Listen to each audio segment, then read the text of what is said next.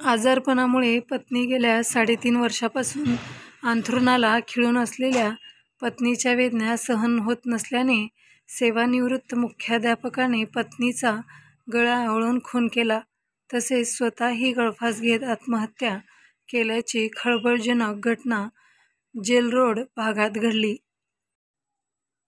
पत्नीच्या आजाराला कंटाळून आत्महत्या करत आहे याच्याशी कोणाचा काहीही संबंध नाही. मी खुशीने आत्महत्या करत आहे. तसेच मी लताचा गळा दाबून शेवट करत आहे. पोरांनी मला माफ करावे, अशा आशयाची चिठ्ठी सेवानिवृत्त मुख्याध्यापकाने लिहिल्याचे आढळून आले.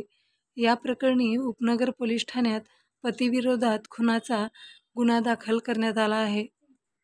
पत्नीला संपवून पतीने घेतला गळफास. लता मुरलीधर जोशी असे खून झालेल्या वृद्धेचे नाव असून मुरलीधर रामचंद्र जोशी असे खून करून आत्महत्या करणाऱ्या वृद्ध व्यक्तीचे नाव आहे. जेलरोड येथे मागील अनेक वर्षापासून जोशी दाम्पत्य वास्तव्यास आहेत. लता जोशी या आजारपणामुळे सुमारे 3.5 वर्षापासून अंथरुणाला खिळून होत्या. बुधवारी दुपारी 3:30च्या सुमारास मोलकरीण घरातून काम आटोपून निघून गेल्यानंतर मुरलीधर जोशी यांनी चिठ्ठी लिहून पत्नी लता यांचा गळा आवळला व त्यानंतर स्वतःही गळफास घेतल्याची माहिती पोलिसांनी दिली आहे.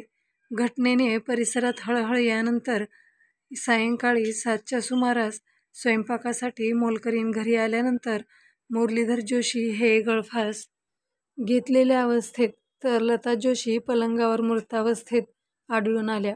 यानंतर उपनगर पोलिसांनी घटनास्थळी धाव घेत पंचनामा केला.